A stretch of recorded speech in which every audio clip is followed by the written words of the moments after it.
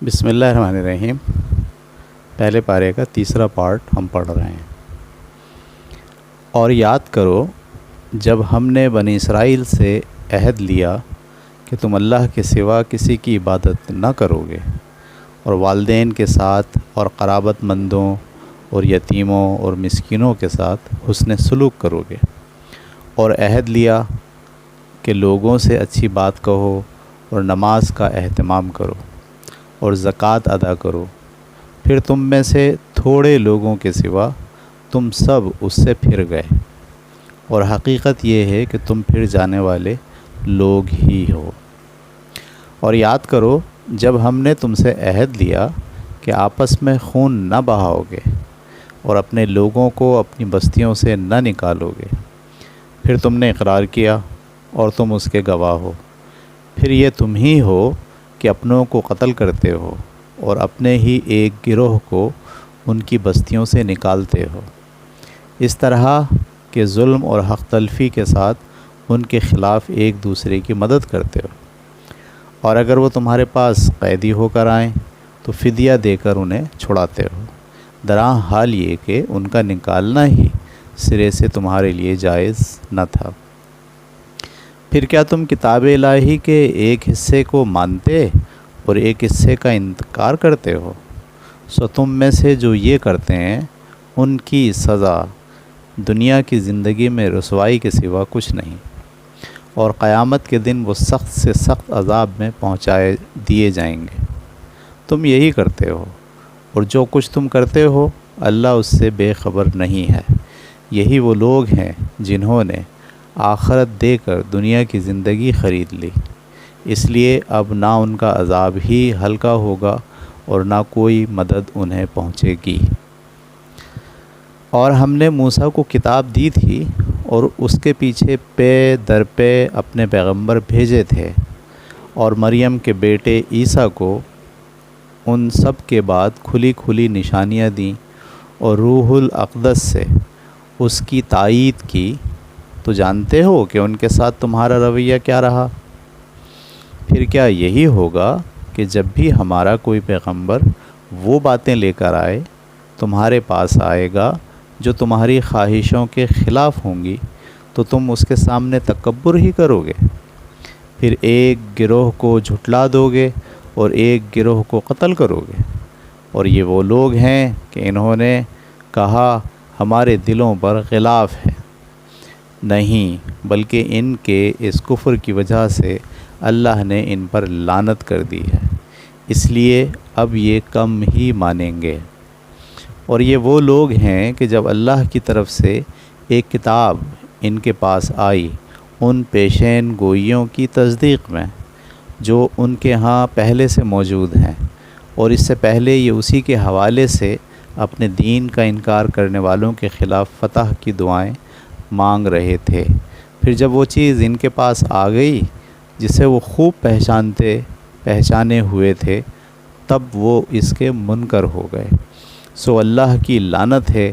ان منکروں پر۔ کیا ہی بری ہے وہ چیز جس کے بدلے میں انہوں نے اپنے آپ کو بیچ دیا،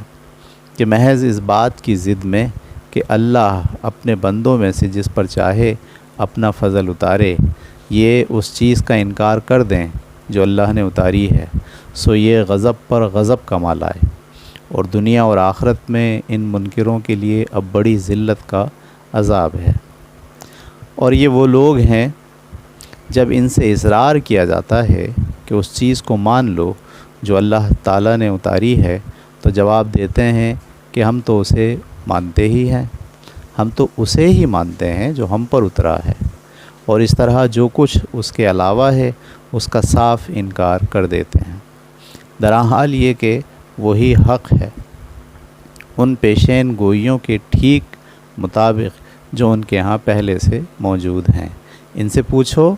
وہ ہدایت جو تم پر اتری ہے اگر تم اس کے ماننے والے ہو تو اس سے پہلے پھر اللہ کے ان نبیوں کو قتل کیوں کرتے رہے ہو جو تمہاری طرف آئے؟ اور حقیقت یہ ہے کہ موسیٰ تمہارے پاس کھلی ہوئی نشانیاں لے کر آیا، پھر اس کے پیچھے تم نے بچھڑے کو معبود بنا لیا،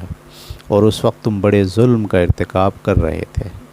اور یاد کرو جب ہم نے تم سے عہد لیا اور طور کو تم پر اٹھا دیا اور حکم دیا کہ یہ جو کچھ ہم نے تمہیں دیا ہے اسے مضبوطی سے پکڑو اور سنو اور مانو، تو تمہارے بزرگوں نے جو رویہ اس کے ساتھ اختیار کیا اس نے بتا دیا کہ انہوں نے گویا اس وقت بھی یہی کہا، ہم نے سنا اور نہیں مانا، اور ان کے اس کفر کے باعث بچھڑے کی پرستش ان کے دلوں میں بسا دی گئی۔ ان سے پوچھو اگر تم ماننے والے ہو تو کیا ہی بری ہیں یہ باتیں جو تمہارا ایمان تمہیں سکھاتا ہے۔ ان سے کہو اگر آخرت کا گھر اللہ کے نزدیک سب لوگوں کو چھوڑ کر صرف تمہارے لیے خاص ہے تو مرنے کی تمنا کرو اگر تم اپنے اس دعوے میں سچے ہو، اور تم دیکھو گے کہ اپنے ہاتھوں کی جو کمائی یہ آگے بھیج چکے ہیں اس کی وجہ سے یہ کبھی مرنے کی تمنا نہ کریں گے، اور حقیقت یہ ہے کہ اللہ ان ظالموں سے خوب واقف ہے، اور انہیں تم سب سے بڑھ کر جینے کا حریص پاؤ گے، اور حد یہ ہے کہ ان لوگوں سے بھی بڑھ کر جنہوں نے شرک کو اپنا مذہب بنا لیا ہے۔ ان میں سے ہر ایک یہ چاہتا ہے کہ کاش وہ 1000 سال جیتا رہے، درا حال یہ کہ اگر یہ عمر بھی اس کو مل جائے تو اس سے وہ اپنے آپ کو اللہ کے عذاب سے نہ بچا سکے گا، اور اس میں شبہ نہیں کہ جو کچھ یہ کرتے ہیں اللہ اسے دیکھ رہا ہے۔ قرآن کی دشمنی میں اب یہ جبرائیل کے بھی دشمن ہو گئے ہیں۔ ان سے کہہ دو جو لوگ جبرائیل کے دشمن ہیں وہ در حقیقت اللہ کے دشمن ہیں، اس لیے کہ اس نے تو اے پیغمبر اسے اللہ کے اذن ہی سے تمہارے قلب پر نازل کیا ہے، ان پیشین گوئیوں کی تصدیق میں جو اس سے پہلے موجود ہیں، اور ان لوگوں کے لیے ہدایت اور بشارت کے طور پر جو ایمان والے ہیں۔ انہیں معلوم ہونا چاہیے کہ جو اللہ اور اس کے فرشتوں اور اس کے رسولوں اور جبرائیل اور میکائیل کے دشمن ہیں تو اللہ بھی ایسے کافروں کا دشمن ہے۔ اور اس قرآن کی صورت میں اے پیغمبر ہم نے تم پر نہایت واضح دلیلیں اتار دی ہیں، اور حقیقت یہ ہے کہ انہیں صرف اس طرح کے نافرمان ہی نہیں مانتے۔ کیا یہی ہوتا رہے گا کہ جب کوئی عہد باندھیں گے ان میں سے ایک گروہ اسے اٹھا کر پھینک دے گا؟ بلکہ حق یہ ہے کہ ان میں سے اکثر تو ایمان ہی نہیں رکھتے۔ اور اب بھی یہی ہوا ہے کہ جب اللہ کی طرف سے ایک پیغمبر ان پیشین گوئیوں کے مطابق ان کے پاس آ گیا ہے جو ان کے ہاں پہلے سے موجود ہیں، تو یہ لوگ جنہیں کتاب دی گئی ان میں سے ایک گروہ نے اللہ کی اس کتاب کو اس طرح اپنی پیٹھ کے پیچھے پھینک دیا گویا وہ اسے جانتے ہی نہیں، اور پیغمبر کو ضرر پہنچانے کے لیے اس چیز کے پیچھے لگ گئے جو سلیمان کی بادشاہی کے نام پر شیاطین پڑھاتے تھے۔ یہ اسے سلیمان کی طرف منسوب کرتے ہیں، درا حال یہ کہ سلیمان نے کبھی کفر نہیں کیا بلکہ شیطانوں نے کفر کیا۔ وہ لوگوں کو جادو سکھاتے تھے اور اس چیز کے پیچھے لگ گئے جو بابل میں 2 فرشتوں ہاروت و ماروت پر اتاری گئی تھی، درا حال یہ کہ وہ دونوں اس وقت تک کسی کو کچھ نہ سکھاتے تھے جب تک اسے بتا نہ دیں کہ ہم تو صرف آزمانے کے لیے ہیں، اس لیے تم اس کفر میں نہ پڑو۔ پھر بھی یہ ان سے وہ علم سیکھتے تھے جس سے میاں اور بیوی میں جدائی ڈال دیں، اور حقیقت یہ تھی کہ اللہ کی اجازت کے بغیر یہ اس سے کسی کا کچھ بھی بگاڑ نہ سکتے تھے۔ یہ اس بات سے واقف تھے اور اس کے باوجود وہ چیزیں سیکھتے تھے جو انہیں کوئی نفع نہیں دیتی تھیں بلکہ نقصان پہنچاتی تھیں، درا حال یہ کہ یہ جانتے تھے کہ جو ان چیزوں کا خریدار ہے اس کے لیے پھر آخرت میں کوئی حصہ نہیں ہے۔ کیا ہی بری ہے وہ چیز جس کے بدلے میں انہوں نے اپنی جانیں بیچ دیں، اے کاش یہ جانتے۔ اور اگر یہ ایمان اور تقوی اختیار کرتے تو اللہ کے ہاں جو صلہ انہیں ملتا وہ ان کے لیے کہیں بہتر تھا، اے کاش یہ سمجھ پاتے۔ ان کے فتنوں سے بچنے کے لیے ایمان والو تم بارگاہ رسالت میں بیٹھو تو راعینا نہ کہا کرو، انظرنا کہا کرو،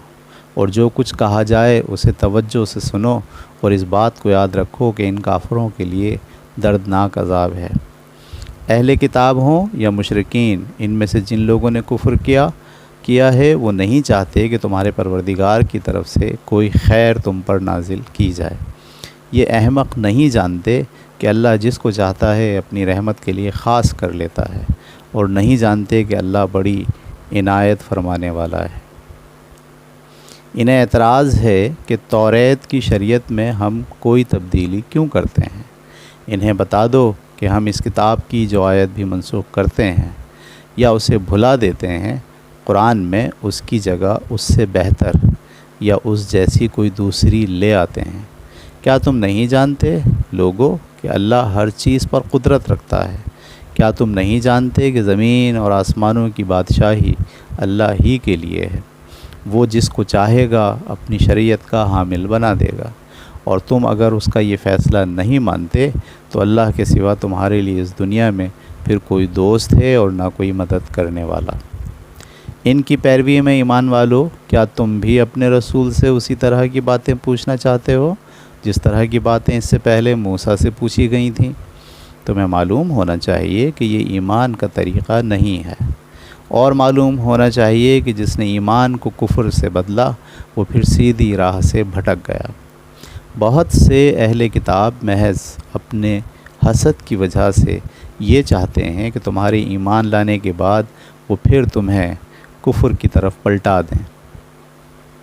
اس کے باوجود کہ حق ان پر اچھی طرح واضح ہو چکا ہے۔ سو ان سے درگزر کرو اور نظر انداز کرو یہاں تک کہ اللہ اپنا فیصلہ صادر کر دے۔ بے شک اللہ ہر چیز پر قدرت رکھتا ہے، اور ان کے فتنوں کا مقابلہ کرنے کے لیے نماز کا اہتمام رکھو اور زکوٰۃ ادا کرتے رہو، اور یاد رکھو کہ جو نیکی بھی تم اپنے لیے آگے بھیجو گے اسے تم اللہ کے ہاں پالو گے۔ اس میں شبہ نہیں کہ جو کچھ تم کر رہے ہو اللہ اسے دیکھ رہا ہے۔ یہاں پر تیسرا حصہ کمپلیٹ ہوا۔ انشاءاللہ کل ہم پہلے پارے کا چوتھا اور آخری حصہ آپ کو پڑھ کر سنائیں گے۔ اللہ حافظ۔